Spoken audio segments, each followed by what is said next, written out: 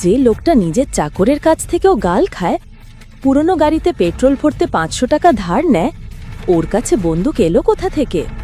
তবে কি আমি অভিনবের আসল সত্যটা জানিই না? বন্ধুরা, এই অভিনব একটা অপরাধী। এখন দেখো পুলিশ কিভাবে ওর কাছ থেকে সত্য বের করে। আমি শুধু কমিশনারের সামনে মুখ খুলব। তাই নাকি? দেখো দেখো, পুলিশ কমিশনারকে চাই ওর।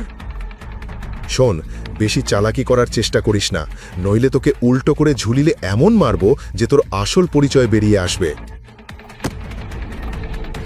যে লোকটা বাড়ির চাকরদের কাছ থেকেও বকুনি খেত, আজ সে পুলিশের হাত ধরে ফেললো। আমার হাত ছাড়, নইলে লাঠি দিয়ে পেটাব।